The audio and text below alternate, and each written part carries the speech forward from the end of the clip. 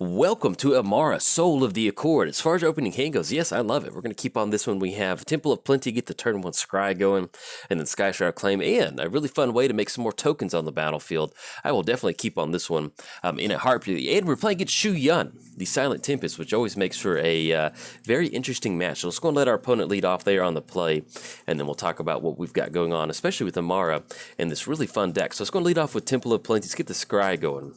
The Scurry, the Avacyn's Pilgrim.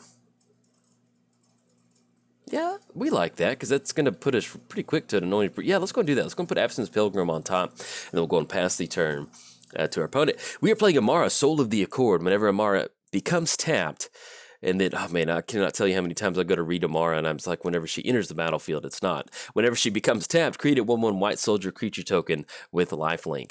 Playing at Shu Yun, the Silent Tempest. Prowess. Whenever you cast a non-creature spell, you may pay 2 mana. If you do, target creature gains double strike until end of turn. Now, I always like playing against Shu Yun because it's just a really interesting match. They get down some really kind of get down some really good utility creatures, and you can turn those utility creatures into some really nice kind of Voltron creatures, depending on how you have the deck set up. So hopefully it'll make for a pretty interesting match, and our opponent's simply just going to go and pass the turn, cracking with 2 mana open. So probably looking at a counter spell. So, let's do this. Let's go and get down 4. So let's go and go for Avacyn's Pilgrim. If this sticks, it sticks. We'll have an extra mana source on the battlefield, and that way if they have to burn a counter spell on Avacyn's Pilgrim, it is not the end of the world for us. Arcane Denial, I will take that. It's going to be 2 extra card draw, and then we'll try to go for Emmara. The main thing that we do want to stick on the battlefield is going to be Honor Worn, because Honor Worn, that's going to, yes, definitely going to use that ability. Of course, I'm not going to draw less than 2. There we go. Heroic Intervention and Quest for Renewal, which is a new addition to the deck. So happy to see that in here. But yeah, Honor Worn is something that we definitely want to get down, because basically we can add that colorless mana to our mana pool, untap Emmara, and then it's going to allow us to generate some extra mana at the same time. What just happened? Oh, that's just some activations. Okay. Now, we can go for Honor Worn. Let's go and get down Plains, because I'm tempted to go for Emmara, but I hate to run into some sort of spot removal. But Honor Worn, we definitely want Honor Worn to stick. Yeah, that might be the difference in this matchup. So if they have another counterspell, they've got it. Let's go and, let's get down Plains. Let's go for Honor Worn. And then anything else, we'll kick it back over to our opponent. And the next turn, especially now that we have Honor Worn down, that'll add an extra mana to our mana pool, and it still allows us to go for Emmara. But we also have Catapult Master in our hand, which look how happy he is. He's a really happy guy. He can't wait to get more of his buddies on the battlefield, and then we can start exiling stuff out of the graveyard, which is, not out of the graveyard, exiling stuff off the battlefield, which is always just super delightful. I love it. And yeah, since our opponent just passed the turn, let's just very slowly just start building up some really nice incremental value. Let's go ahead and go for, we could go for Stirring Wildwoods, but just in case we're running into mana leak, you never know. Let's go ahead and go for Quest for Renewal. That way we at least have the 3 mana. We'll be able to get that down, and then we'll slowly start chipping away at our opponent's counter spells, if possible. We'll get down Anointed Procession, and then we'll also have Sky Shroud Claim to go for too. Okay, anything else, kick it back over to our opponent. But as far as Emmara goes, I put this out on MTGO Traders last Friday, so if you want to check it out, it was put it out last Friday. It should be one of the most recent 5 videos, and got about 45 minutes of gameplay, but in a deck tech too, so if you want to see a deck tech for the deck, kind of explain what we've got going on. But for the most part, the core concept of the deck is that we're going to be using the untap ability to get a ton of creatures on the battlefield. We're going to use stuff like Paradise Mantle, a couple different enchantments, Reconnaissance, Time Twister, with that last mana left up. Yeah, I guess that's okay, because it's going to shuffle their hand. Yeah, I mean, it would have been nice to get down to Anointed Procession, but we're okay with that. Okay, and then we draw into Dumbling Season, Rex Sage, and then Seedborn Muse, which actually really Trostani and Camaraderie. So yeah, this is I'll definitely take this. Yeah, our opponent said they don't own. That's one of the fun things about playing on Magic Online is Time Twister's $1, and it's probably close to $500 or $100 or $1,000 in paper Magic. So that's one of the fun things about playing Magic Online is that sometimes you get access to some cards that are only $1, and they're really fun to play with, especially a card like that. Now let's see what our opponent ends up tapping down for. They did get down a Mox Opal, and that's definitely not online, so we'll probably end up going for Emmara this turn. If we want to take care of Mox Opal, we can certainly go for that. Yeah, let's do the. Let's get down to Emmara. That's going to be green-white. And let's go and go. I guess we could technically go for. We could have gone for Aura Shards, but I kind of like getting down Karametra's Favor at this point right now. Yeah, let's get down Karametra's Favor. Enters the battlefield, draw a card, then add 1 mana to your mana pool. Just basically kind of draw into another card. See if we can't hit the land drop for the turn. I'd like to do that to try and keep up with our opponent's mana. They draw into Springleaf Drum, which is a really good draw. Let's go and get down Springleaf Drum. That's going to allow us to kind of get a little bit more mana going. Let's tap a creature that we control to untap it. That'll give us access to 2 more mana, which we can't really do anything with at this point right now. Yeah, because that'll be just 2 mana. So we'll just wait at this point right now to see if our opponent has any sort of instant speed removal. And then in response to that removal, we'll get a few more creatures on the battlefield. But the good thing about this is with Quest for Renewal, we'll already end up with at least 2 quest counters on it. And that way it'll allow us to, yeah, because we'll tap it down once, and then that'll give us a quest counter on there. Then once we get to 4 more quest counters, then we can untap all of our, all creatures you control during each player's untap step. So that'll definitely allow us to get a few more soldier tokens going on the battlefield. But yeah, so outside of stuff like Springleaf Drum and Karametra's Favor, we're also running a lot of vehicles in here. Smuggler's Copter is really nice. That's one thing that allows us to kind of crew up some of these vehicles. And it's always fun to imagine Emmara driving a smuggler's copter with her little wind thing like flowing in the air. And then also Mobile Garrison's really good vehicle in the deck. You crew it up with Emmara, and then whenever it attacks, you get to untap a creature.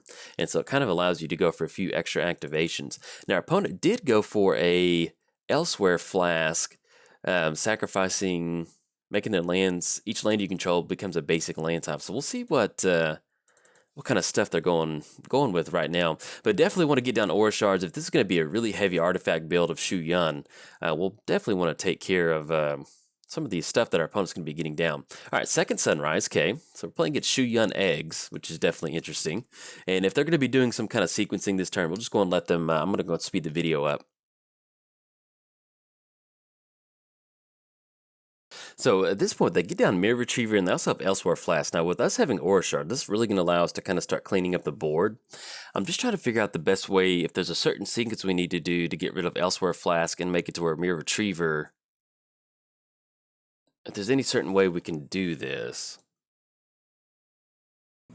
Yeah, because we target Mirror Retriever, they're going to be able to target something. We can add a creature in response to that. We also still have Reclamation Sage, too. We can straight up just cast that into the board. Let's go to get down Marsh Flats. Yeah, we want to do some damage, at least during our main phase. So let's do this. Let's go for Aura Shards. Which I'm sure Aura Shards is the last thing you want to see against a deck like this. Yeah, this is I'm sorry, losing the eggs is one of those games where it's just kind of like you got to keep it under control sometimes. I just want to make sure we don't give our opponent the most advantage with that Elsewhere Flask has got me concerned that it's going to be able to do something pretty good. So let's go and grab Savannah. Let's go ahead and go for Reclamation Sage. Actually, we'll do this. We'll add Colorless Mana to our mana pool. And let's go and tap down Emmara to get an additional creature entering the battlefield. That's going to give us a quest counter and also have that creature enter. Let's go for Aura Shards on Mirror Retriever. Yeah, because we don't want to let them get a card draw. I think that's the main issue right now. So Aura Shards on Mirror Retriever. That's basically going to bring back Spell Bomb back to their hand. And then we'll be able to go for Reclamation Sage and get a 2-for-1, which is just, oh, it's good. I'm loving it. And we're going to target Mox Opal with 1, and then Reclamation Sage on the Elsewhere Flask. They can sacrifice it in response to that, but at least we're going to get rid of those. Yes, we're going to use that ability. Yes, we're going to use Aura. I typically don't play with Aura Shards, and oh, it feels good. So we have Springleaf Drum that we can tap down to get an extra creature, but nothing else for 2. So let's just go and pass the turn to our opponent. The main thing when you're playing against eggs is a lot of their stuff goes off at He's typically during their main phase, so if you can really kind of force a lot of their action to where they don't have a lot of artifacts on the battlefield, it can really kind of push the game into your favor. Now, as far as next turn goes, we definitely want to kind of put the pressure on our opponent. The longer we wait and let our opponent kind of build up some sort of egg board state, the quicker it is for them to kind of get into a position where they can combo off. So at this point right now, we're probably going to be going for something like Trostani. If we can get that down, that's going to give us that additional +1/+1 and give us a few more extra tokens and just really start swarming the board with some mana. Once we get that quest for renewal, which we definitely need to tap Springleaf Drum, that's going to give us 2 more. That'll put it to where next turn, Springleaf Drum and Aura Shards, Wear Tear, yeah.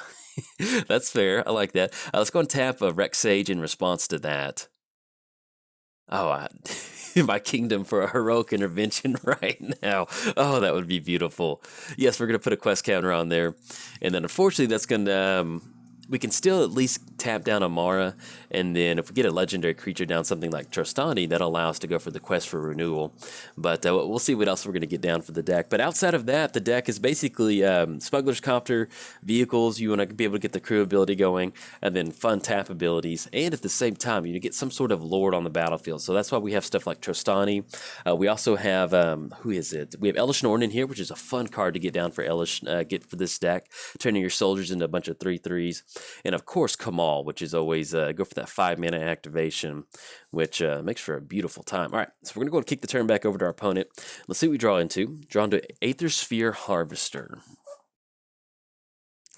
If we're going to be going for a camaraderie, I think if we need to amplify this out, we need to get down Doubling Season. Yeah, I think that's going to be good. Doubling Season is going to give us the tokens. Then we can drop down Trostani, because we just really need to swarm the board at this point right now. So let's do that. Let's go for Doubling Season.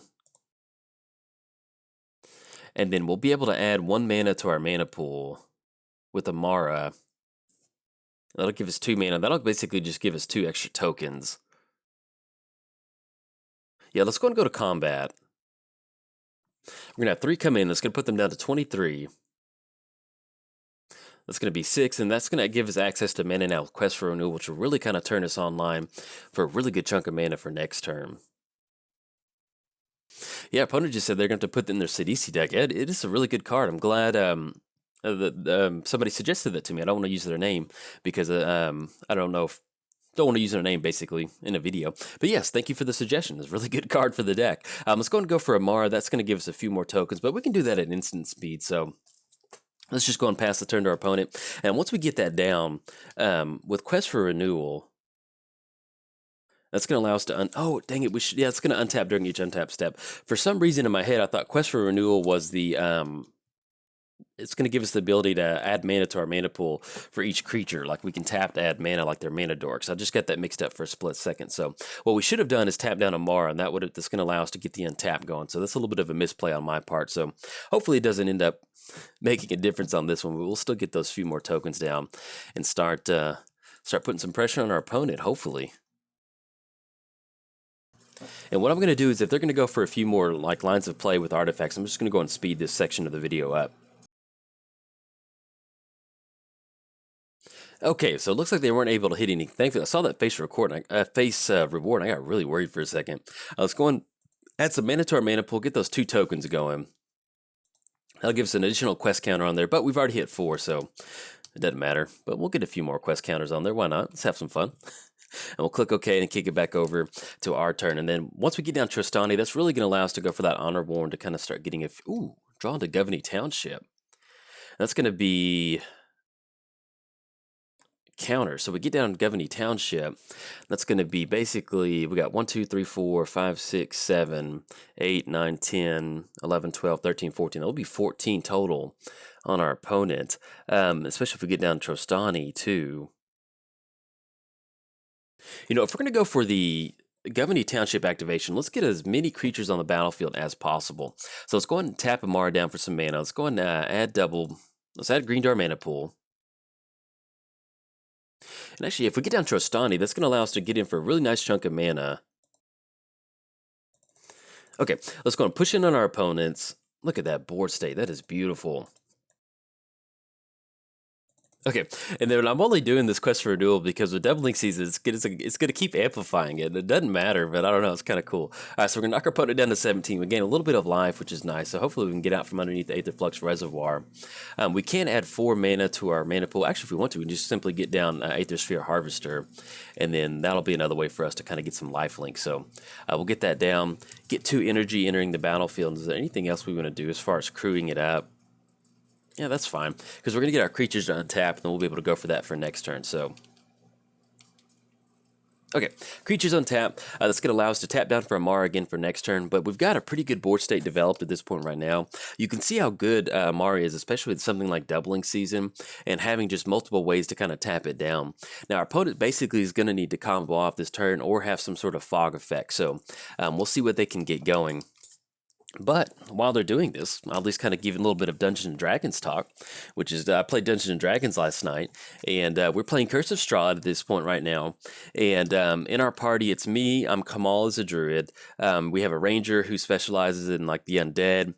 We have a drow who's just kind of like a rogue thief style character, and then we also have a paladin who was actually a good paladin, but then something happened to where the paladin, like he did change gods or something like that, and he was like kind of became not a jerk, but just kind of like a really weird, like he got a face tattoo or something. I can't remember. I think he started to honor like some sort of undead god or something. I don't know. I can't remember the actual lore of it, but anyway, I thought that was pretty cool. But last night we went to this windmill called like Bone Grinder, and so as we approached Bone Grinder, we'd heard some stuff about it. There's this big windmill, and there's these kind of like these megaliths off to the side, probably about 50 feet away. And there's 4 megaliths, and in the circle between the megaliths, there was a bunch of bones, and they're like kids' bones and human bones. So we're kind of like, okay, so this like bone saw thing is like, it's probably not too good.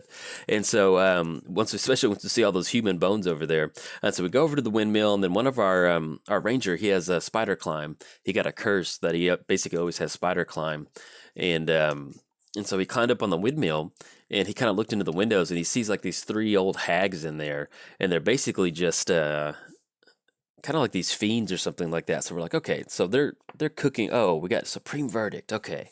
So that's going to get it. And if I don't finish Dungeons and Dragons talk, I'll try my best to finish it. But yeah, that's going to take care of our creatures.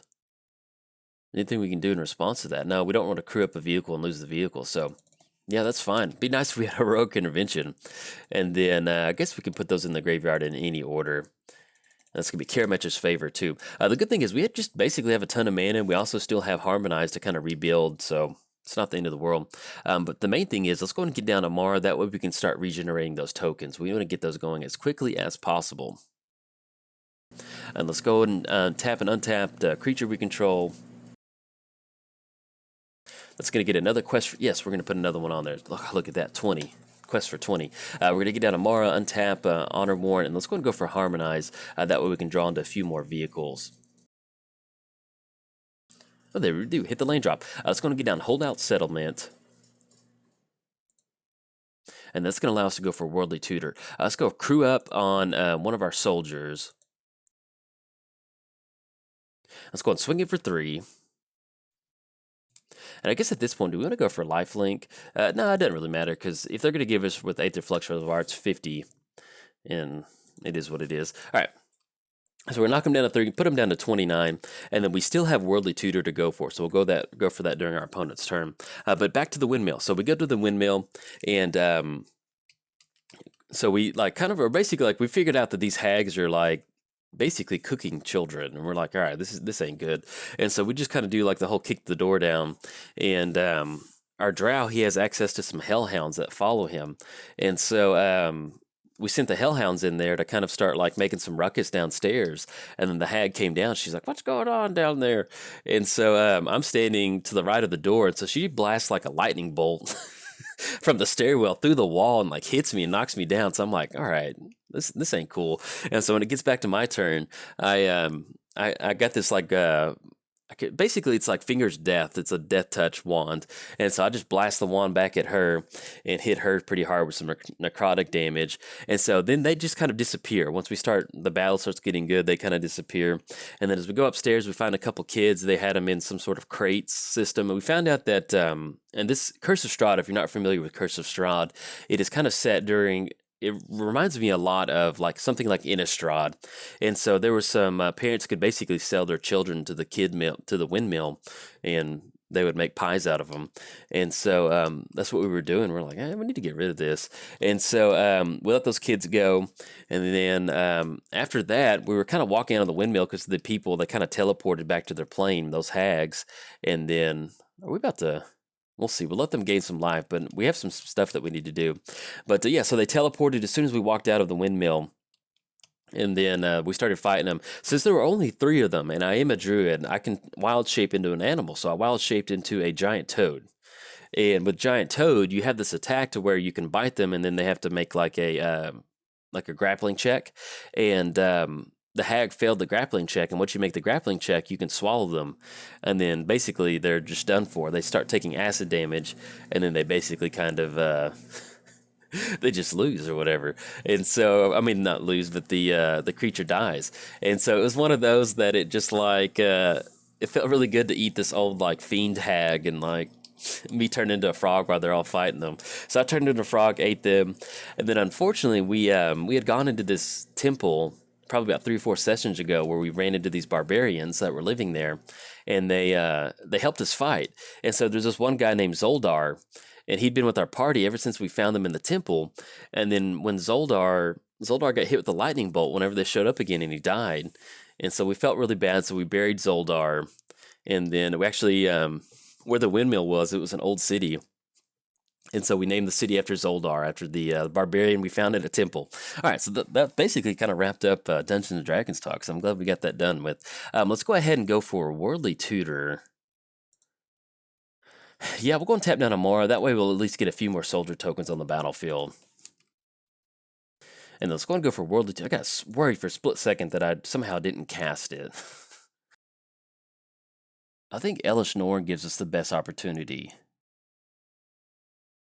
Yeah, let's grab Elish Norn. That's going to give us a really nice bonus, and at the same time, take care of our opponent's creatures, especially with them tacked out. That's going to be a good way to make sure we just don't... Yeah, it's always fun playing against eggs. I always enjoy it. It's kind of fun to see that stuff happen. Let's go and get down Plains. Let's go and go for Elish Norn. All right, so we're going to go for Elish Norn. That's going to clean the board up. They will be able to go for a Mere Retriever, bringing something back. But for the most part, at least at this right now, for the most part right now, we've got most of this board state cleared up pretty well. So we'll bring back Claws. Let's go and crew up the Aether Sphere Harvester with Elish Norn.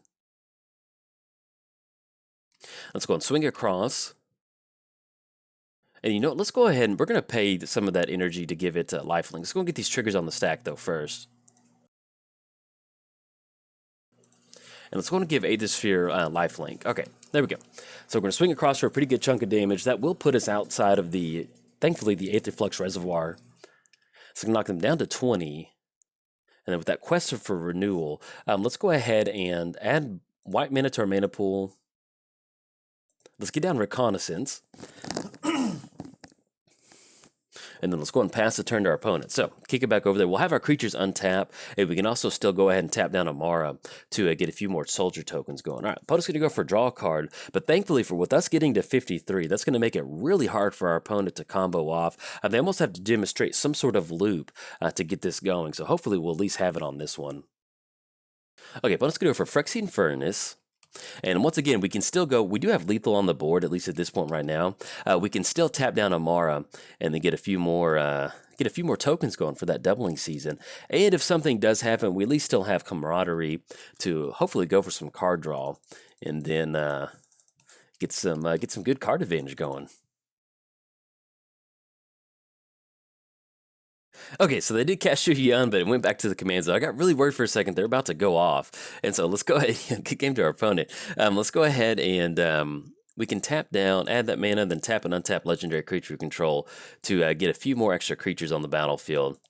Let's go for Emmara. Let's get that Quest of Renewal.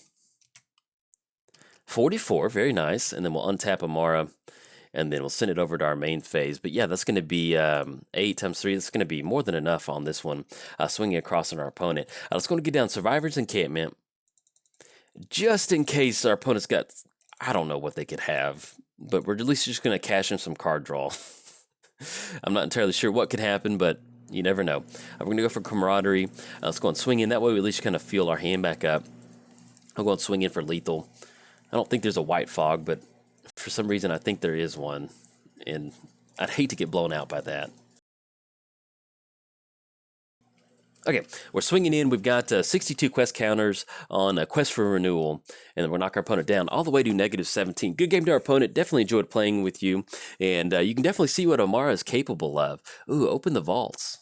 That would have been not fun to play against. But yeah, you can definitely see what Emmara is capable of. Basically, just get down some sort of way to keep her tapped, whether it's some sort of mana source with Honor Born, Quest for Renewal that's going to allow us to untap our creatures, or some sort of vehicle, or even something like Reconnaissance. Get down to Token Enabler, you start swarming the board with a ton of tokens. Go for something like Camaraderie that's going to give them a nice bonus and draw some, get some really good card draw going, and you're off to the races, especially if you have something like Elish Norn.